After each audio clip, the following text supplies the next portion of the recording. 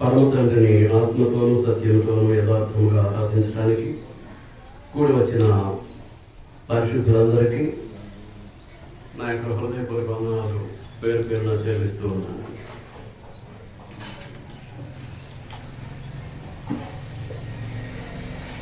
కూడి వచ్చినటువంటి ప్రియ సహోదరి సహోదరులకు, స్నేహితులకు, స్నేహితురాండ్రకు, వ్యవస్థలకు, చిన్నపిల్లలకు అందరికీ కూడా స్వతంత్ర భారత 75వ స్వాతంత్ర దినోత్సవ శుభాకాంక్షలు ప్రతి ఒక్కరికి హృదయపూర్వకంగా తెలియజేస్తూ ఉన్నానండి.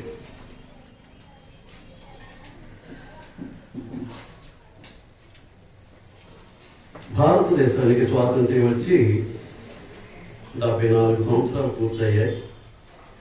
ఈరోజే 75వ సంవత్సరంలో అడుగు పెట్టడం జరిగింది స్వతంత్ర భారతం.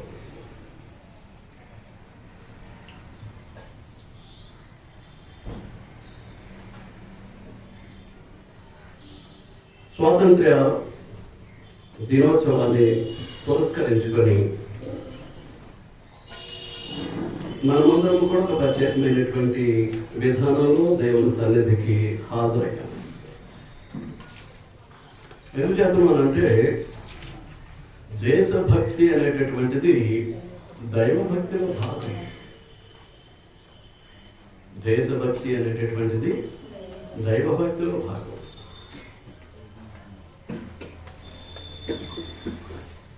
మనం జాగ్రత్తగా పరిశీలన చేస్తే ఇశ్రాయేలీయులు ఐగుప్తు బానిసత్వానికి వెళ్ళిపోయారు. క్షమించండి, బబులోను బానిసత్వానికి వెళ్ళారు. బబులోను దేశానికి బానిసలుగా కొనిపోబడినటువంటి ఇశ్రాయేలీయులను ఉద్దేశించి దేవుడు మాట్లాడుతూ చూడండి, ఇర్మియా గ్రంథం 29వ అధ్యాయం.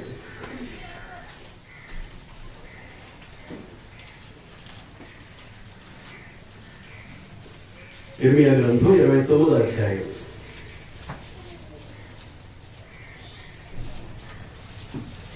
7వ వచనం. నేను మిమ్మల్ని చెరగొని పోయిన పట్టణం యొక్క క్షేమము కోరి దాని కొరకు యెహోవాను ప్రార్థన చేయుడి, దాని క్షేమం మీ క్షేమమునకు కారణమగును. ఇశ్రాయేలీయులు బానిస దేశంలో ఉన్నారు, స్వదేశం కాదు. అలాంటి పరిస్థితుల్లో కూడా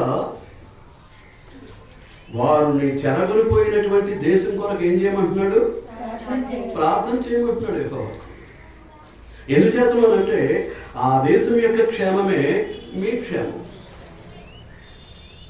ఆ దేశం యొక్క క్షేమమే మీ క్షేమం. ఇప్పుడు మన భారతదేశం క్షేమంగా సురక్షితంగా ఉందనుకోండి, ఆ దేశంలో ఉన్నటువంటి మనము క్షేమంగా ఉండగలుగుతాం. ప్రమాణం 20 సంవత్సరాల పాటు ఆఫ్ఘనిస్తాన్ దేశాన్ని అమెరికా సైనికులు కాపాడుతూ వచ్చారు. నేటో సైన్యం, అమెరికా సైన్యం. ఈ రెండు సైన్యాలు మన ఈ మధ్య ఉపసంహరించుకున్నాయి. ఉపసంహరించుకుంటే తాలిబాన్లు అనేటటువంటి ఉగ్రవాద సంస్థ ఏం చేస్తుందంటే ఇంచుమించుగా 75% కొట్టుకుంటూ వచ్చేసిందండి. దేశాన్ని ఆక్రమించేసుకుంటుంది ఉగ్రవాద సంస్థ. బహుభక్తి భాగం ఉంది. అధ్యక్షుడు ప్రపోజల్ పెట్టాడు, మా ఇద్దరం కలిసి అధికారాన్ని షేర్ చేసుకుని దేశాన్ని పరిపాలిద్దామనంటే వాళ్ళు ఒప్పుకోవట్లేదు. ఇంచుమించుగా కాందహార్ వరకు కొట్టుకుంటూ వచ్చేసారు. ఇంచుమించుగా ఒక వారం రోజుల్లో దేశం అంతా మా హస్తగతం అయిపోద్దని వాళ్ళు ప్రకటన చేసేసారండి. నిన్న వారం రోజుల్లో ఆఫ్ఘనిస్తాన్ దేశం అంతా మా దేశం అయిపోద్దని వాళ్ళు ప్రకటన చేసేసారు. ఇప్పుడు అక్కడ ఉన్నటువంటి ప్రజలకు క్షేమం ఉందా అండి? వందలాది మందిని చంపేశారు వాళ్ళు, చంపుతూ ఉన్నారు ఇంకా. కాబట్టి దేశ క్షేమం మన క్షేమం. ఈ సంగతిని మనం ఇప్పుడు మర్చిపోకూడదు. దేశం బాగుంటే మనం కూడా బాగుంటాం, దేశం బాగోకపోతే మనం కూడా బాగుంటాం. అంచేత దేశభక్తి అనేటటువంటిది దైవభక్తిలో భాగం కనుక మనం చాలా జాగ్రత్తగా దేశం కొరకు ప్రార్థించాల్సినటువంటి బాధ్యత మన మీద ఉంది. అయితే స్వాతంత్ర్య ఫలాలు ప్రజలందరికీ అందాయా ఈ 74 సంవత్సరాలు అంటే లేదు. దేశ స్వాతంత్ర్య ఫలాలు ప్రజలందరికీ అందాయా అంటే అందలేదు. కారణాలు ఏమిటి అని అంటే వాటి గురించి మాట్లాడటం మన పని కాదు. వాటి గురించి మాట్లాడటం మన పని కాదు. మతం మీద అందకపోవడం అనేటటువంటిది వాస్తవం. ఇంకా బానిస బ్రతుకుల్లోనే ఉన్నారు, వెట్టి చాకరీ బ్రతుకుల్లోనే ఉన్నారు, దాసి బ్రతుకునే బ్రతుకుతూ ఉన్నారు దేశంలో అనేకమైనటువంటి ప్రజలు. కాబట్టి ఇంకా ఫలాలు అందలేదు. అయితే దేవుడు ఏదైనా తోటలో ఆది దంపతులైనటువంటి ఆదాము అవ్వలకు స్వాతంత్ర్యాన్ని ఇచ్చాడు. ఏదైనా తోటలో ఆదాము అవ్వలకు దేవుడు స్వాతంత్ర్యాన్ని ఇస్తే ఆ స్వాతంత్ర్యాన్ని ఏం చేశారు? వాళ్ళు దుర్వినియోగం చేసుకున్నారు. ఆ స్వాతంత్ర్యాన్ని ఏం చేశారండి? దుర్వినియోగం చేసుకున్నారు. ఇప్పుడు అక్కడ చాలా మంది అడుగుతూ ఉంటారు, ఆ మంచి చెడు తెలుగునిచ్చే వృక్ష ఫలాలు ఆ చెట్టు ఎందుకు పెట్టాలి? ఆదాము అవ్వలకు పాపం చేయడానికి ఎందుకు అవకాశాన్ని ఇవ్వాలి అనేటటువంటి ప్రశ్నలు లోకంలో అడుగుతూ ఉంటారు. దేవుడు సర్వస్వతంత్రుడు, స్వేచ్ఛాపరుడు. కాబట్టి తన పోలికలో చేయబడినటువంటి మానవునికి కూడా ఏం చేశాడు అంటే ఆ స్వేచ్ఛ స్వాతంత్ర్యాలు ఇచ్చాడు. దేవుని మాట వింటూ నడుస్తూ ఉన్నారు. ఒకవేళ దేవుని మాట వినకపోతే ఏం జరుగుద్ది అనేటటువంటి ఆలోచన కనుక వారిలో పుట్టింది అనుకోండి, అక్కడ ఆధారం ఉండదు. అందుచేతనే ఆదాము అవ్వలకు స్వేచ్ఛనిస్తూ స్వాతంత్ర్యాన్ని ఇచ్చి ఏం చేశాడు? పలానా చెట్టు పండ్లన్నీ నిరభ్యంతరంగా తినండి, తోటలో ఉన్నటువంటి ప్రతి వృక్ష ఫలాలు నిరభ్యంతరంగా తినండి, తోట మధ్యలో ఉన్నటువంటి చెట్టు ఫలాలు మాత్రం మీరు తినడానికి వీల్లేదు, తినదినమని మీరు నిశ్చయంగా చచ్చేదనము అని చెప్పేసి. అంటే వాళ్ళు దుర్వినియోగం చేసుకున్నారు. వారు ఏం చేశారు? దుర్వినియోగం చేసుకున్నారు.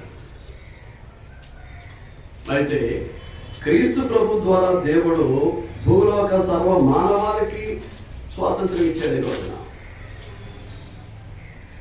భూమి మీద ఉన్నటువంటి ప్రతి పురుషునికి, ప్రతి స్త్రీకి, ప్రతి ఒక్కరికి తండ్రి అయినటువంటి దేవుడు ఏం చేశాడు? సృష్టికర్త అయినటువంటి దేవుడు ప్రభు అయినటువంటి యేసుక్రీస్తు ద్వారా స్వాతంత్ర్యాన్ని ప్రజలందరికీ ఇచ్చాడు. ఈ స్వాతంత్ర్యం అందరికీ సమానం. దేశ స్వాతంత్ర్యం అయితే స్వాతంత్ర్య ఫలాలు అందరికీ అందట్లేదు, కానీ దేవుడిచ్చినటువంటి స్వాతంత్ర్యం మాత్రం ప్రజలందరికీ సమానం. చూడండి, హెబ్రీయులకు రాసినటువంటి పత్రిక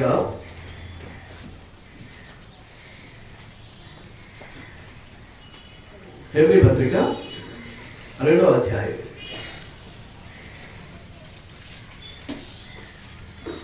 9వ వచనం. దేవుని కృప వలన ఆయన ప్రతి మనుష్యుని కొరకు మరణం అనుభవించినట్లు దూతల కంటే కొంచెం తక్కువ వాడిగా చేయబడిన యేసు మరణము పొందినందున మహిమా ప్రభావముతో కిరీటము ధరించిన వానిగా ఆయనను చూచుచున్నాను. దేవుని కృప వలన ఆయన ప్రతి మనుష్యుని కొరకు మరణం అనుభవించినట్లు, పుట్టిన వారే కానీ, పుడుతున్నటువంటి వారే కానీ, పుట్టబోయే వారే కానీ, క్రీస్తు ప్రభు యొక్క 2వ రాకడ వరకు ఈ పంచభూతమయమైనటువంటి లోకము లయమైపోయేంత వరకు, లోకాంతము వరకు భూమి మీద పుట్టబోయేటటువంటి ప్రతి మనుషునికి కూడా, మనుషుని కొరకు క్రీస్తు ఏం చేశాడండి? మరణాన్ని అనుభవించినట్లుగా మనం చూస్తూ ఉన్నాం.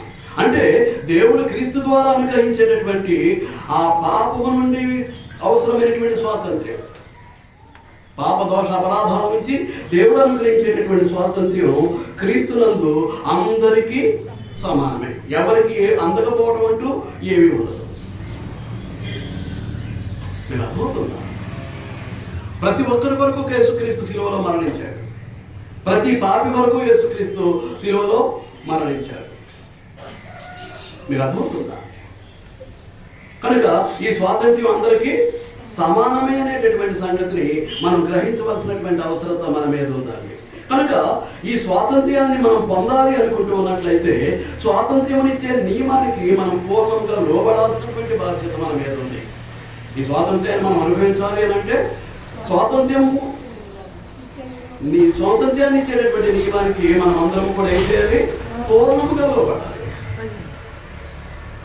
కానీ లోబట్టలేదనేది వాస్తవం. లోబడటం లేదనేటటువంటిది వాస్తవం. మీరు అర్థమవుతుందా? చూడండి, యాకోబు రాసినటువంటి పత్రిక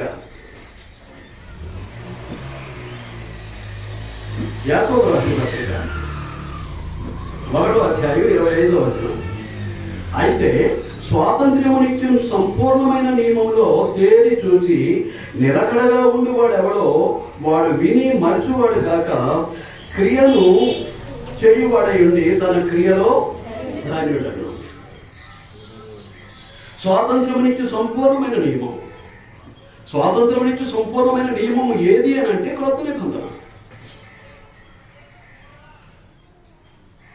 ధర్మశాస్త్రం అనేటటువంటిది పాపం అంటే ఏంటో చెప్పింది. ఆ పాపము ద్వారా తనకు బానిసలుగా చేసుకున్నది ఇశ్రాయేలు. ఏది? పాత నిబంధన లేక ధర్మశాస్త్రం అనేటటువంటిది. కానీ క్రొత్త నిబంధన మాత్రం అది స్వాతంత్ర్యమునిచ్చు సంపూర్ణమైనటువంటి నియమం కనుక అది దానికి లోబడినటువంటి ప్రతి మానవునికి ఏం చేస్తూ ఉంది అన్నమాట, స్వాతంత్ర్యాన్ని ఇస్తూ ఉంది. అయితే మనం పూర్ణ స్వాతంత్ర్యాన్ని పొందాలి అనుకుంటున్నట్లయితే దానిలోనికి తేరి చూడాల్సినటువంటి అవసరం ఉంది. ఏదో అటు ఇటు చదివేసి పక్కన పడేయటం, ఆదివారం బుధవారం తప్ప మరి కొంతమంది అసలు బైబిల్ ముట్టుకోరు.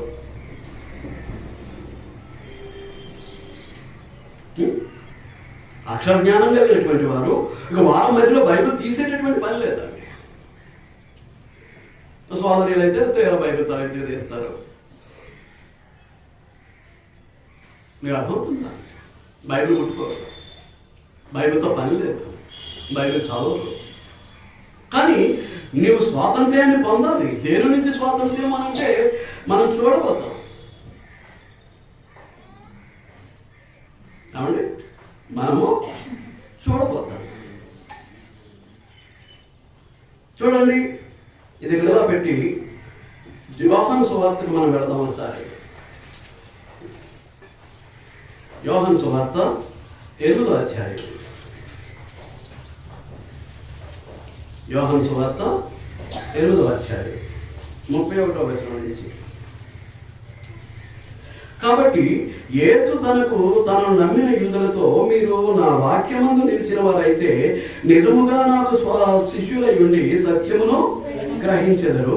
అప్పుడు సత్యము మిమ్మల్ని స్వతంత్రులుగా చేయునని చెప్పగా వారు, మేము అబ్రహాము సంతానము, మేము ఎన్నడూ ఎవరికి దాసులమై ఉండలేదే, మీరు స్వతంత్రులుగా చేయబడుదురని ఎలా చెప్పుచున్నామని ఆయనతో అనిరి.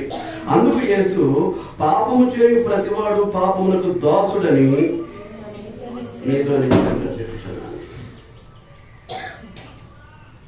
పాపము చేయ ప్రతివాడు పాపమునకు దాసుడు. పాపం చేసే ప్రతివాడు పాపానికి దాసుడు. ఆ పాపం సిగరెట్ కావచ్చు, పొగ పీల్చేటటువంటి అలవాటు కావచ్చు, అలాగే త్రాగుడు కావచ్చు, గుట్కాలో ఖైదీలు పాన్పరాగులు బొక్కను పెట్టుకుని నవ్వులేటటువంటి వారు కావచ్చు. ఇవన్నీ కూడా ఏం చేస్తున్నాయి? మనిషిని మత్తులో తేలుస్తూ ఉన్నాయి. మత్తులో తేలుస్తూ ఉన్నాయి. ఇప్పుడు పొగ పీల్చే వాళ్ళు ఉన్నారనుకోండి, వచ్చేటటువంటి జబ్బు ట్యూబర్క్లోసిస్, మీన్స్ టీబీ అంటారు, రావచ్చు. లేదు లంగ్ క్యాన్సర్ రావచ్చు, ఊపిరితిత్తుల క్యాన్సర్ రావచ్చు. ఎవరికి? తొట్లో సెక్కెట్లు కీడీలు కాల్చే వారికి. అలాగే త్రాగుడు ఉంది. గొంతు దగ్గర మొదలుపెట్టి అన్నవాహిక నుంచి, చిన్న ప్రేమ నుంచి, లివర్ నుంచి, కిడ్నీల నుంచి ఇది బయటికి పోవడానికి ఏ మార్గం గుండా అయితే ఇది ప్రయాణం చేస్తూ ఉందో ఆ ప్రాంతంలో ఎక్కడైనా క్యాన్సర్ రావచ్చు ఒక త్రాగుబోతుకి. ఏ అలవాటు లేని వాడికి అటువంటి క్యాన్సర్ రోగాలు వచ్చాయంటే దేవుని చిత్రాలు ఉంటే మనం ఏం చేయలేం. ఏ దురలవాట్లు చెడలవాట్లు లేకపోయినప్పటికీ క్యాన్సర్ అనేది సోకింది అనుకోండి, ఇక దాన్ని దేవుని చిత్తమైనప్పుడు మనం ఏం చేయలేం. ఆ జీవితం అలా వెళ్ళిపోవాలని దేవుడు నిర్ణయిస్తే.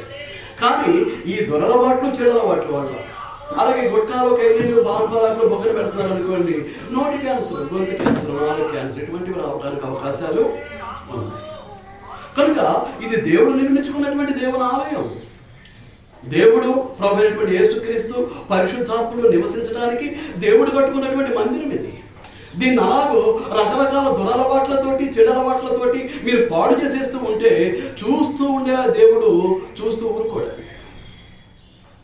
దాని యొక్క తగిన ప్రతిఫలాన్ని మనం ఏం చేయాల్సి వస్తుంది? అనుభవించాల్సి వస్తుంది. ఏ ఒక్కరూ తప్పించుకోలేరండి. అనుభవించాల్సి వస్తుంది. అంచేత ఏంటి అని అంటే దాని నుంచి మనకి ఏం కావాలి? విడుదల కావాలి. పాపం చేయ ప్రతివాడు పాపమునకు దాసుడు. అంచేత దాని నుంచి విడుదల పొందాలి అని అంటే మీరు నా వాక్యమందు నిలిచిన వారైతే నిజముగా నాకు శిష్యులయ్యండి. నిజముగా శిష్యత్వం చేయాలండి. యేసుక్రీస్తు పరలోకానికి ఆరోహణం అయిపోయేటప్పుడు ఆది సంఘమైనటువంటి శిష్యులకు ఆజ్ఞాపించింది ఏంటి అని అంటే మీరు సర్వలోకానికి వెళ్ళి సర్వ సృష్టికి సువార్తను ప్రకటించి సమస్త జనులను నా శిష్యుడిగా చేయాలి. శిష్యత్వం చేయాలి.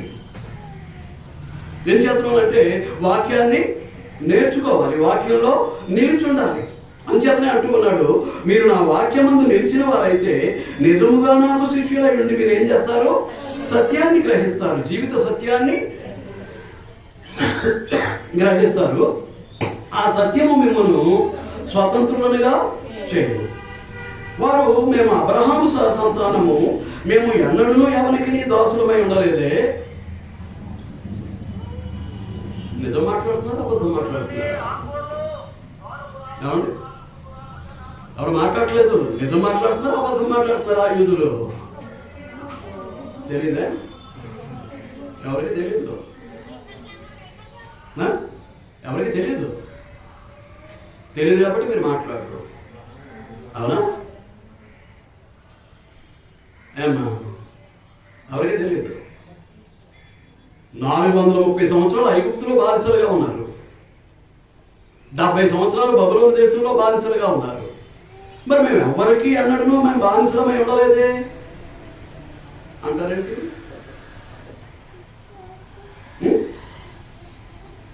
ఏంటండి ఆ అబద్ధ మాట్లాడి దేవునితోటి?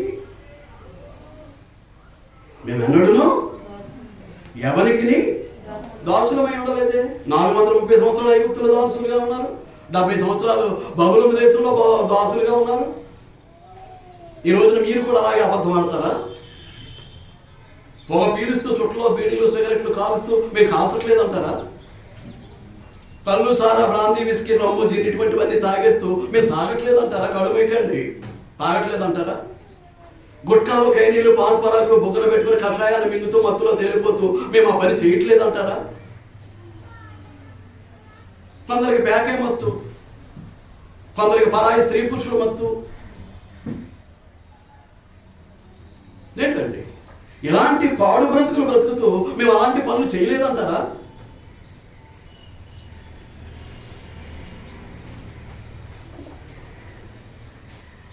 వాళ్ళు అన్నారు మేము ఎన్నడూ ఎవరికి దాసులమై ఉండలేదే. ఈ రోజున డబ్బుకు దాసులు. డబ్బుంటే చాలు, దేవుడితో పని లేదు. ఇతరమైనటువంటి వ్యాపకాలకు దాసులు. వారు ఏదైతే ఇష్టపడుతూ ఉంటారో దానిని చేసుకుంటూ పోతుంటారు అంతే. మేము ఎవరికి అన్నడూ దాసులమై ఉండలేదంటే ఈ చరిత్ర అంతా దేవుడు తిరగలేదు కానీ, యేసుక్రీస్తు ప్రభు మాట్లాడలేదు కానీ, పాపము చేయు ప్రతివాడు పాపానికి దాసుడు. అదే పాపం అంటే కానీ పాపం చేయి ప్రతివాడు పాపానికి దాసుడు. ఎవరు అప్పగిస్తున్నారు పాపానికి? నేను నీవే అప్పగించుకుంటూ ఉన్నాను, నన్ను నేనే అప్పగించుకుంటూ ఉన్నాను పాపానికి. కావాలంటే చూడండి రోమపత్రిక 6వ అధ్యాయం. రోమపత్రిక 6వ అధ్యాయం 16వ వచనం. లోబడుటకు దేనికి మిమ్మల్ని మీరు దాసులుగా అప్పగించుకుందరో అది చావు నిమిత్తముగా పాపమునకే కానీ నీతి నిమిత్తముగా విధేయతకే కానీ దేనికి మీరు లోబడుదురో దానికి దాసులగుదురని మీరు ఎరుగరా?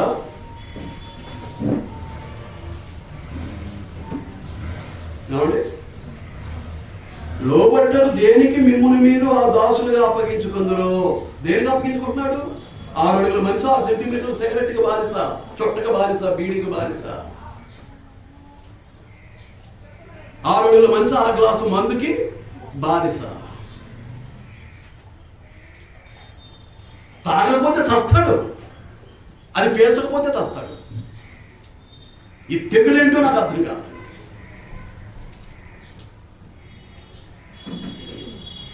ఏదో నోట్లో సిగరెట్ పెట్టి పుట్టించినట్టు తల్లి గర్భంలోంచి, సిగరెట్ చొట్టో వేడో పెట్టి తల్లి గర్భంలోంచి దేవుడు పుట్టించినట్టుగా. ఒకడు అంటాడు భోజనం లేకపోతే ఉంటాను కానీ ఇది లేకపోతే ఉంటాను అంటాడు, చోట్ల లేకపోతే ఉండలేడు కదా.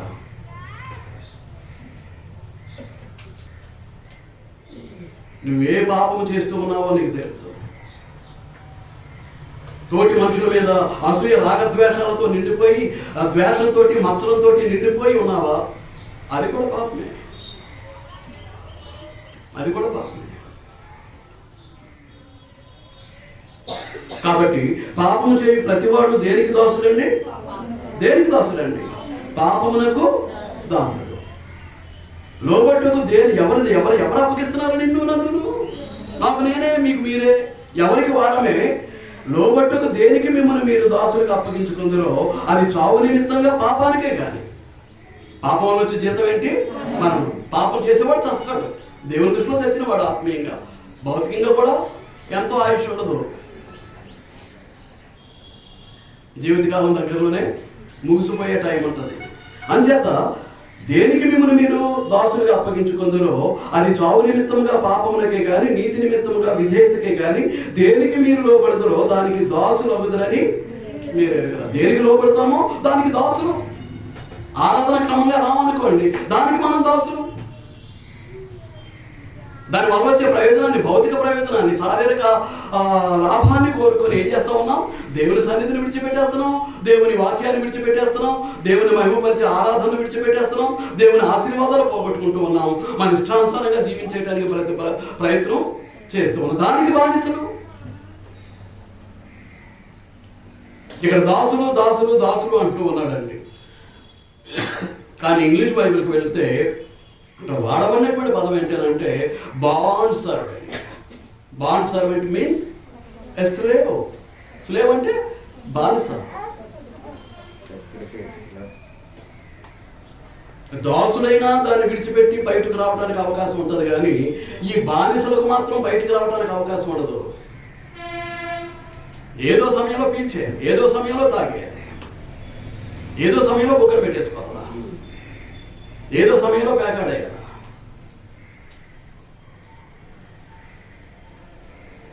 ఎలాగోలాగా అక్రమ సంబంధాలు కొనసాగించేయాలి. పాపం. నువ్వు క్రమంగా దేవుని సన్నిధికి రాలేకపోతున్నావు అంటే నువ్వు పాపం చేస్తున్నావు. దానినే సాధన చేస్తూ ఉన్నావు, వాడుక చేసుకుంటూ ఉన్నావు. ఏదో సాకు చెప్పేయచ్చు, ఏదో సమాధానం చెప్పేయచ్చు. మరి దేవుడి దగ్గర నాకు చెప్పేస్తారు సరే, మరి దేవుడి దగ్గర అండి. కనుక మనకున్నటువంటి అలవాటుకు ఏమైపోతున్నాం? కట్టు బానిసం అయిపోతూ ఉన్నామండి. అంచేత మన జీవితాన్ని చాలా జాగ్రత్తగా మనం పరిశీలించుకోవాల్సినటువంటి అవసరత ఉంది. కనుక ఇటువంటి పరిస్థితి నుంచి మనం తప్పించేది ఏది అని అంటే స్వాతంత్ర్యమునిచ్చు సంపూర్ణ నియమం. ఇటు పరిస్థితి నుంచి మనం తప్పించేది ఏదండి? స్వాతంత్ర్యమునిచ్చేటటువంటి సంపూర్ణ నియమం. అదేంటనమాట? క్రొత్త నిబంధన. దానిలోకి మనం ఏం చేయాలి?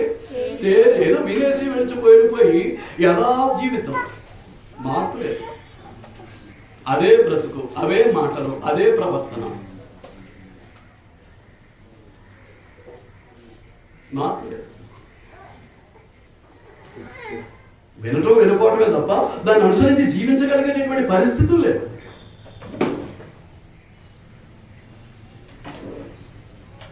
కనుకనే ఇక్కడ దేవుడు మాట్లాడుతూ స్వాతంత్రం ఇచ్చి సంపూర్ణ నియమంలోనికి తేరి చూచి నిలకడగా ఉండేవాడు ఎవడో వాడు విని మరచువాడు కాక. ఇప్పుడు మనం చేసేది అదే, వినటం మర్చిపోవటం, వినటం మర్చిపోవటం. ఏం చేద్దాం అంటే తేరి చూడట్లేదు. స్వాతంత్రం ఇచ్చు సంపూర్ణ నియమంలోనికి తేరి చూడట్లేదు. తేరి చూచేవాడు ఎలా ఉంటాడు అంటే ఆ వాక్యంలో నిలకడగా ఉంటాడు. ఇందాక మనం చూసాం యోహాను సువార్త 8:31 ఏమంటాడు? మీరు నా వాక్యమందు నిలిచిన వారైతే, stand upon the God's word, then you know the truth. సత్యాన్ని నేర్చుకుంటాం, సత్యాన్ని తెలుసుకుంటాం. ఆ సత్యం నేను ఏం చేస్తుంది? నీ పాపం నుంచి నేను స్వతంత్రులుగా చేస్తుంది. సత్యం నేను ఏం చేస్తుంది? స్వతంత్రులుగా చేస్తుంది. మరి నీలో ఏ పాపం ఉందో? నువ్వే పరిశీలించుకోవాల్సినటువంటి అవసరం ఉందని అంతరంగాన్ని. ఆవిడ క్రియ చేయవాడు అండి, తన క్రియలో ఏమవుతాడట? ధాన్యుడు అవుతాడు. తన క్రియలో ఏమవుతాడు? వాక్యం ద్వారా ఏదైతే నేర్చుకున్నాడో ఆ వాక్యాన్ని విని మర్చేవాడు కాకుండా ఆ క్రియను చేయవాడు అండి. ఏ క్రియ చేస్తాడు? వాక్యానుసారమైనటువంటి క్రియ. ఒక పని చేస్తున్నాడు అని అంటే నేను వాక్యం నెరవేరుస్తున్నానా లేదా, వాక్యానుసారంగా చేస్తున్నానా లేదనేటటువంటిది పరిశీలించుకుని చేస్తాడు. అప్పుడు పాపం చేయడానికి అవకాశం లేదనుకోండి, ఖచ్చితంగా పాపం చేస్తాడు. ఏం చేస్తానంటే అందులోకి తేరు చూడట్లేదు, వాక్యం మీద నిలవట్లేదు, సత్యాన్ని గ్రహించట్లేదు. తన పాపం నుంచి తనకు స్వతంత్రత లేకుండా అదే పాపాన్ని కంటిన్యూ కొనసాగించేసుకుంటున్నాడండి. కొనసాగించుకుంటూ వెళ్ళిపోయాడు అనుకోండి, తీర్పు తప్పదు. స్వాతంత్రం ఇచ్చే నియమం ప్రకారమే దేవుడు ఏం చేయబోతున్నాడు? తీర్పు తీర్చబోతున్నాడు. చూడండి 2వ అధ్యాయం 12వ వచనం, యాకోబు రాసిన పత్రిక 2వ అధ్యాయం 12వ వచనం ఏమంటాడు? స్వాతంత్రం ఇచ్చు నియమము చొప్పున తీర్పు పొందబో వారికి తగినట్లుగా మాట్లాడండి, అలాగుననే ప్రవర్తించండి. తాట తీసేస్తాడు అంటే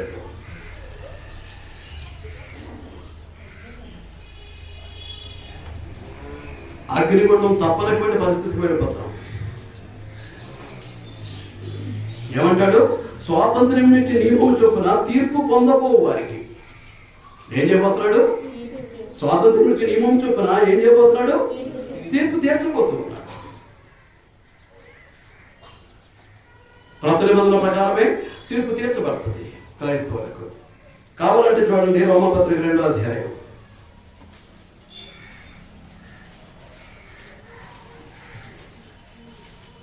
రోమపత్రిక 2వ అధ్యాయం 11వ వచనం నుంచి, దేవునికి పక్షపాతము లేదు, ధర్మశాస్త్రము లేక పాపము చేసిన వారందరూ ధర్మశాస్త్రము లేకయే నశించెదరు.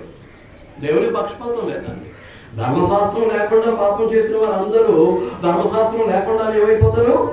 నశించెదరు. ధర్మశాస్త్రము కలిగిన వారై పాపము చేసిన వారందరూ ధర్మశాస్త్రానుసారముగా తీర్పు పొందుతారు. ధర్మశాస్త్రానుసారంగా తీర్పు అంటే పాత నిబంధన ప్రకారం తీర్పు పొందుతారు. ఇప్పుడైతే 16వ వచనం, దేవుడు నా సువార్త ప్రకారము యేసుక్రీస్తు ద్వారా మనుష్యుల రహస్యములను విమర్శించు దినమందు ఎలాగూ జరుగును. కొత్త నిబంధన ప్రకారం క్రైస్తవులకు తీర్పు లోబడుతున్నామో లేదో, నిబంధనలు అనుసరించి నడుచుకుంటున్నామో లేదో. దేవుని ప్రజలు అనేటటువంటి వారు నిబంధన ప్రజలు. దేవుని ప్రజలు అనేటటువంటి వారు నిబంధన ప్రజలు. ఆయా కాలాల్లో ఉన్నటువంటి చట్టానికి, శాసనానికి లోబడి జీవితాన్ని కొనసాగించాలి. ఆ చట్టాలు శాసనాలు ఏర్పాటు చేసిన వాడు ఎవరు? దేవుడు. ధర్మశాస్త్రము లేకయే పాపం చేసిన వారందరూ ధర్మశాస్త్రంతో పని లేకుండా వాళ్ళు ఏమైపోతారు? నశించిపోతారు అంటున్నాడు. ధర్మశాస్త్ర కాలంలో పాపం చేసిన వారందరూ ధర్మశాస్త్ర ప్రకారం వారికి తీర్పు తీర్చబడుతుంది. ఇప్పుడు క్రొత్త నిబంధన ప్రకారం అనగా పౌలు ఏమంటాడు? నా సువార్త ప్రకారము మనుషుల యొక్క రహస్య జీవితాలను విమర్శించే సమయంలో ఇలా జరుగుద్ది అని చెప్పేస్తున్నాడు. కనుక వాక్యానికి వేరుగా తీర్పు ఉన్నదండి. నువ్వు ఎక్కడెక్కడ అతిక్రమిస్తూ ఉన్నావో, ఎక్కడెక్కడ లోబడుతూ ఉన్నావో, నీకు అనుగుణంగా ఉన్న చోట వాక్యానికి లోబడి ఎలాగైతే జీవిస్తూ ఉన్నావో, నీకు అనుకూలత లేనప్పుడు వాక్యం మీద తిరగబడి ఎదురాడి దేవుని కాదనడానికి సిద్ధపడుతూ ఉన్నావో, దానిని బట్టి నీకు తీర్పు తప్పదు. ఇంకా మీకు కావాలి అనుకుంటే ప్రకటన గ్రంథం 20వ అధ్యాయం అండి,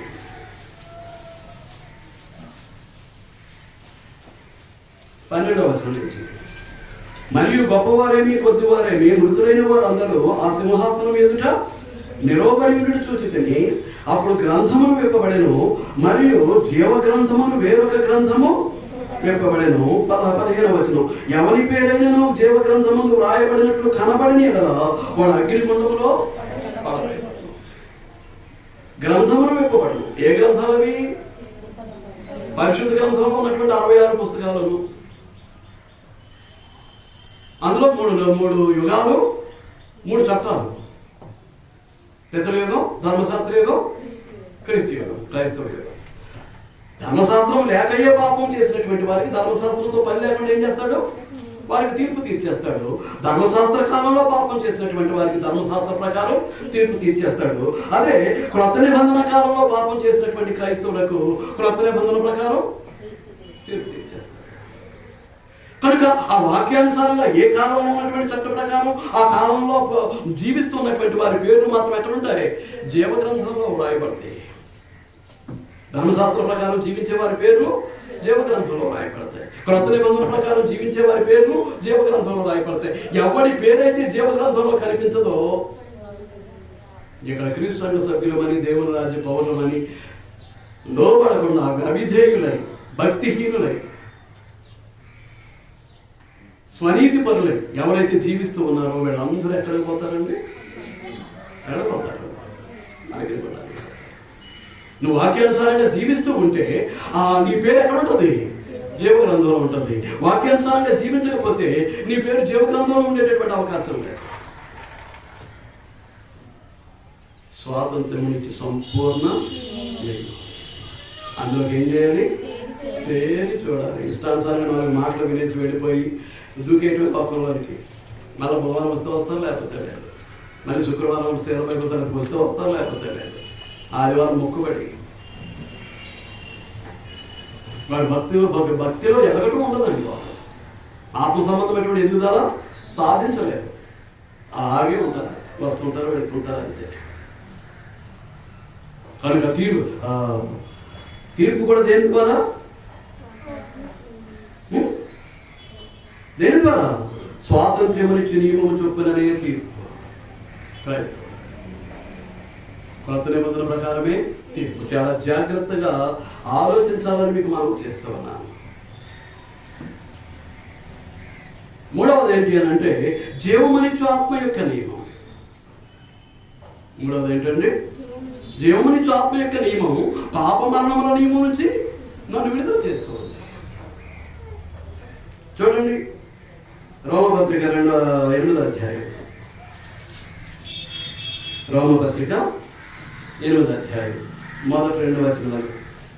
కాబట్టి ఇప్పుడు క్రీస్తు యేసునందున్న వారికి ఏ శిక్షా విధియో లేదు. ఉన్నామో లేదు కూడా లేదు. నేను చేద్దానంటే క్రమంగా ఉండదు కదా అటెండెన్స్. ఆ పేరు ఇప్పుడు ఉన్నదో తుడిచేశాడు దేవగ్రంథంలో నుంచి.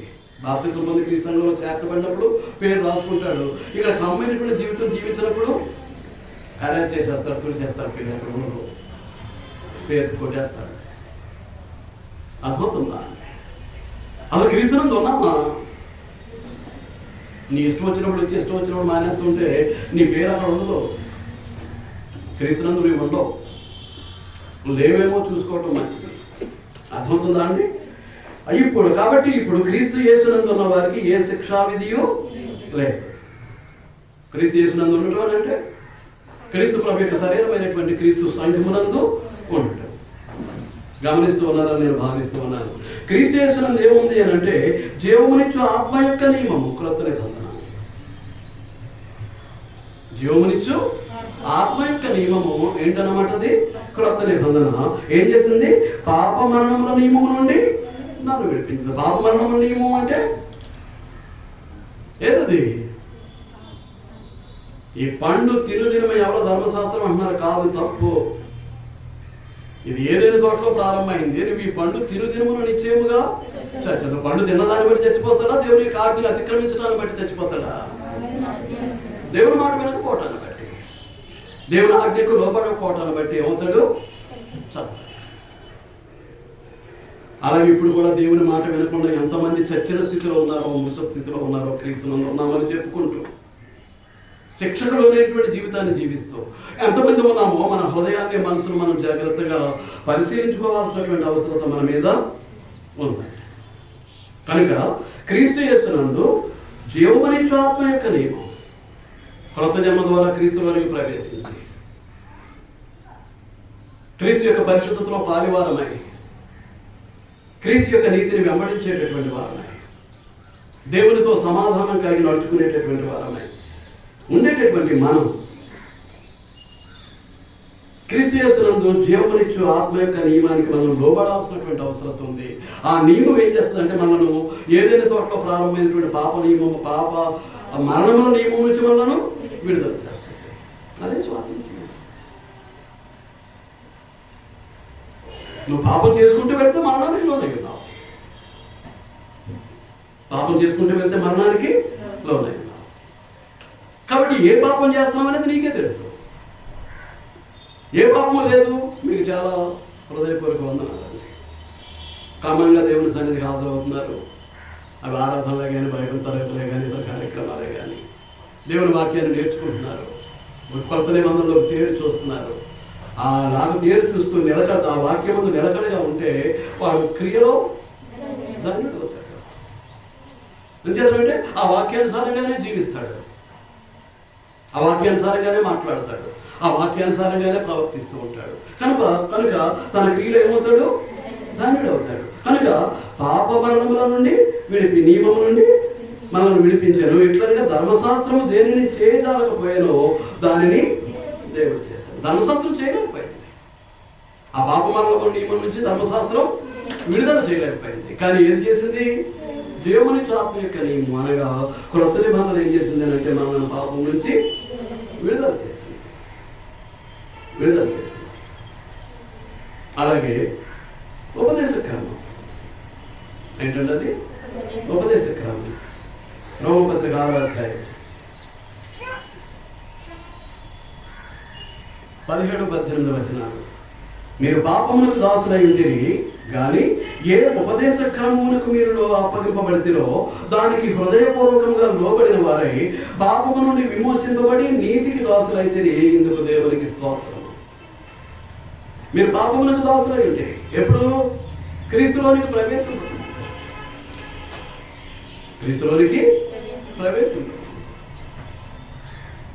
బాప్తిస్మ అనగా క్రొత్త జన్మ ద్వారా క్రీస్తు ప్రభు యొక్క పరిశుద్ధ శరీరంలోనికి అనగా పరిశుద్ధ క్రీస్తు సంఘంలోనికి ప్రవేశింపక ముందు మీరు దేనికి దాసులై ఉన్నారు? ఇప్పుడు కూడా పాపానికి దాసులేనా? క్రీస్తులో ప్రవేశించిన తర్వాత కూడా మీరు పాపానికి దాసులేనా? ఎక్కడెక్కడ దేవుని యొక్క వాక్యాన్ని మీరు అతిక్రమిస్తూ ఉన్నారు? ఎక్కడెక్కడ దేవుని యొక్క మాటకు వ్యతిరేకంగా మీరు జీవితాన్ని కొనసాగించుకుంటూ ఉన్నారు? ఎక్కడెక్కడ దైవ నియమంలోంచి పడిపోతూ ఉన్నారు? ఆలోచన చేసుకోవాలని మీకు మనం చేస్తూ ఉన్నాను. మీరు పాపమునకు దాసులై ఉంటుంది కానీ ఏ ఉపదేశ క్రమమునకు మీరు అప్పగింపబడితేరో, ఉపదేశ క్రమం అనగా క్రమమైనటువంటి ఉపదేశం, క్రొత్త నిబంధన, అపోస్తలుల బోధ. అర్థమవుతుందా అండి? క్రొత్త ఉపదేశ క్రమం అంటే క్రమమైనటువంటి ఉపదేశం అంటే అర్థం ఏంటన్నమాట? క్రొత్త నిబంధన. కనుక ఉపదేశ క్రమమునకు మీరు ఏం చేసి పడ్డారు? అప్పగించబడ్డారు. కానీ మనకు లెక్కలేదు. దేవుడు దేనికి అప్పగించాడు? అండి ఉపదేశ క్రమానికి అప్పగించాడు. కానీ ఆ ఉపదేశ క్రమం అంటే మనకు లెక్కలేదు.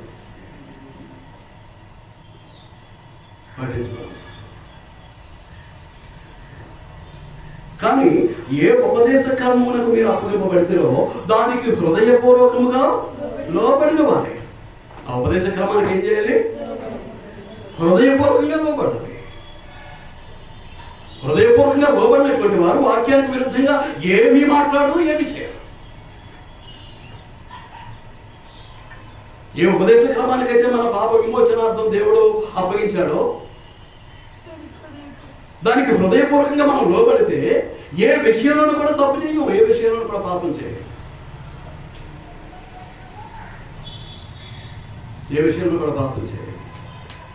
ఏం చేస్తున్నానంటే దానికి హృదయపూర్వకంగా మనం లోబడుతూ ఉన్నాం. హృదయపూర్వకంగా ఎప్పుడైతే లోబడ్డామో దాని ప్రకారం జీవిస్తాం కనుక అప్పుడు ఏం జరుగుతుందండి?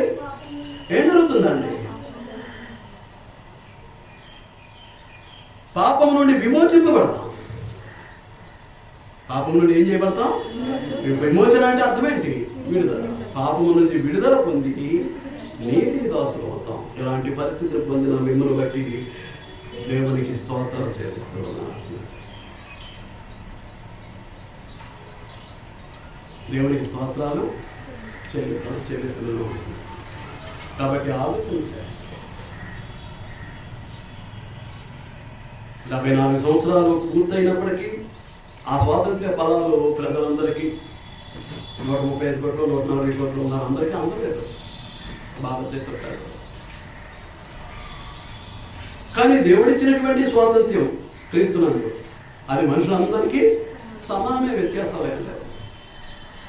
ఏం చేతనంటే యేసుక్రీస్తు ప్రభు ప్రతి మనుష్యుని కొరకు మరణించాడు. ప్రతి మనుషుని కొరకు మరణించాడు. లోబడినటువంటి ప్రతి వారి యొక్క పాపాన్ని ఏం చేస్తుంది? క్రీస్తు రక్తం కడిగేస్తుంది. కనుక అలాంటి కడిగివేసేటటువంటి పరిస్థితి మనకు సంభవించాలి అని అంటే ఏం చేయాలన్నమాట? ఏం చేయాలండి? స్వాతంత్ర్యమిచ్చు సంపూర్ణ నియమంలోనికి తేరి చూడాలి. మన చేత యూదులతో మాట్లాడితే ఏమంటాడు? మీరు నా వాక్యమందు నిలిచిన వారైతే నిజముగా నాకు శిష్యులే ఉండి. శిష్యులు తొందరమా? నేర్చుకుంటున్నాం. అసలు వాక్యాన్ని నేర్చుకుని దాన్ని అనుసరించి జీవించగలుగుతున్నామా? మనం ఎవరు? నిజంగా శిష్యులమేనా? మీరు సర్వలోకానికి వెళ్ళి సర్వ సృష్టికి సువార్తను ప్రకటించి సమస్త జనులను శిష్యులు ముందు నేర్చుకోవాలి. శిష్యుడు అంటే ఎవరు? నేర్చుకునేటటువంటి వాడు. వాక్యం నేర్చుకునే వారు ఎవరు నేర్చుకుంటున్నాడు? క్రీస్తును నేర్చుకుంటున్నాడు. క్రీస్తు లాంటి జీవితాన్ని అలవర్చుకుంటానే ప్రయత్నం చేస్తున్నాడు. వాక్యాన్ని నేర్చుకునేవాడు క్రీస్తును నేర్చుకుంటున్నాడు. మన బుధవారం రాత్రి కూడా మనం చూడటం జరిగింది. వాక్యాన్ని నేర్చుకునేవాడు ఎవరు నేర్చుకుంటున్నాడు? క్రీస్తు నేర్చుకుంటున్నాడు. ఆ వాక్యమే శరీరధారి అయి కృపా సత్య సంపూర్ణుడిగా మన మధ్య, ఆ వాక్యమే క్రీస్తు. వాక్యాన్ని నేర్చుకునేవాడు క్రీస్తు నేర్చుకుంటున్నాడు. వాక్యాన్ని నేర్చుకునేవాడు క్రీస్తు నేర్చుకుంటున్నాడు. కనుక మీరు నా వాక్యమంతా నిలిచిన వారైతే సత్యాన్ని గ్రహిస్తారు. ఆ సత్యం మిమ్మల్ని ఏం చేస్తుంది? స్వతంత్రంగా చేస్తుంది. వారికి లాగా మీరు కూడా మేము ఎవరికి మేము దాసులమై ఉండలేదే, ఎప్పుడునో అబద్ధాలు ఆడతాయి.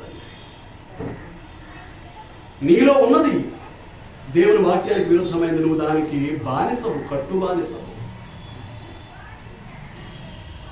అదేంటో నువ్వు గమనించు.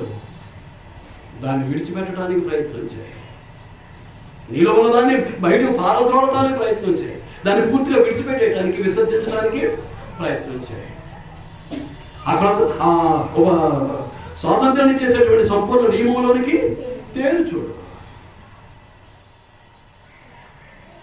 అప్పుడు దాని యందు నిలకడగా ఉంటావు.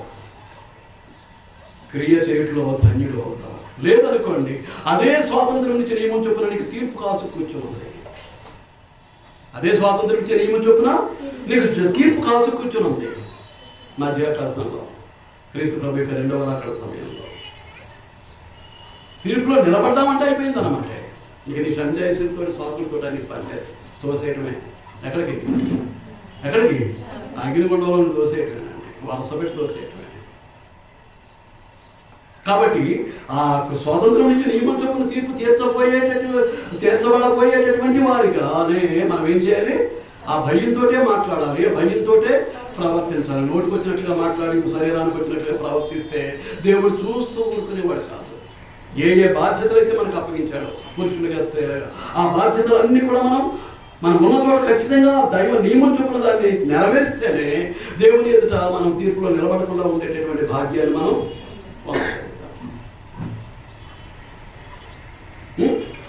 అలాగే జీవమనిచ్చు ఆత్మ యొక్క నియమం క్రొత్త నిబంధన. స్వాతంత్రం నుంచి సంపూర్ణ నియమము క్రొత్త నిబంధన. జీవమనిచ్చు ఆత్మ యొక్క నియమము క్రొత్త నిబంధన. అదేం చేసింది? పాపమరణముల నియమం నుండి విడిపించింది. ఇది ఎక్కడ స్టార్ట్ అయింది? ఏదైనా తోటలో. పాపము చేసిన వాడు మరణించాలి అనేటటువంటిది ఏదైనా తోటలో నియమం ప్రారంభమైతే ఆ నియమం నుంచి విడుదల చేసింది ఏదన్నమాట.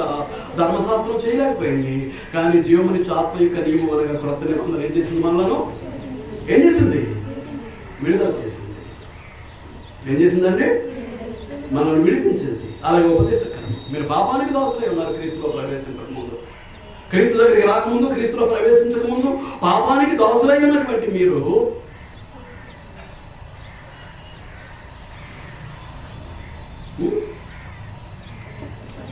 ఏ ఉపదేశ క్రమానికైతే మీరు అప్పగింపబడ్డారో, దేనికి అప్పగించాడు దేవుడు? ఉపదేశ. వాక్యం లేకుండా దేవునితో సహవాసం అనేది కుదరదండి. నిబంధన సంబంధమే తప్ప దేవునితోటి ఏ నిబంధన లేకుండా ఏ మనిషితోటి ఏ విధమైన సంబంధం పెట్టుకోడు. నువ్వు వాక్యానికి ఆయన మాటగా లోబడితే నీతోటి సంబంధం పెట్టుకుంటాడు. ఆయన మాట మీద నువ్వు తిరుగుబాటు చేస్తుంటే నీతోటి ఏ సంబంధం ఉండదు. ఉన్నదరకు నువ్వు అనుకుంటే అనుకోవచ్చు, కానీ పెట్టుకోవడానికి ఆయన ఇష్టపడతాడు. మొదటి నుంచి నిబంధన సంబంధమే. అంతే. బైబిల్ కనుక మనం జాగ్రత్తగా పరిశీలిస్తే ఆడమిక్ కోవెనెంట్, ఆదాముతో చేసుకున్నటువంటి నిబంధన. నోవాయిక్ కోవనెంట్, నోవాతో తీసుకున్నటువంటి నిబంధన. అబ్రహామిక్ కోవనెంట్, అబ్రహాంతో చేసుకున్నటువంటి నిబంధన. మీకు అర్థమవుతుందా? అప్పుడు కుటుంబాలతోటి, కుటుంబ యజమానులతో నిబంధన చేసుకున్నటువంటి వాడు ధర్మశాస్త్ర కాలానికి వచ్చేసరికి ఇశ్రాయేలు జనాంగంతో నిబంధన చేసుకున్నాడు. ధర్మశాస్త్రం ద్వారా ఒప్పందాన్ని పెట్టుకున్నాడు. ఇప్పుడు క్రైస్తవులతో ఏంటన్నమాట అండి, క్రైస్తవులతో ఏంటండి క్రొత్త నిబంధన ద్వారా బాంధవ్యాన్ని, అనుబంధాన్ని దేవుడు మనతోటి ఏర్పాటు చేసినప్పుడు ఆ నిబంధనకు లోబడి నడుచుకుంటే దేవుడు మనతో కలిసిమెలిసి సహవసించడానికి ఇష్టపడతాడు. లేదు అనుకోండి, మనం కూర్చుని పోతుంటామంటే ఆయనకి ఏ సంబంధం లేదు. ఆయనతో ఏ బంధం ఉండదు మనకి, ఆయనతో మనకి ఏ బంధం ఉండదు.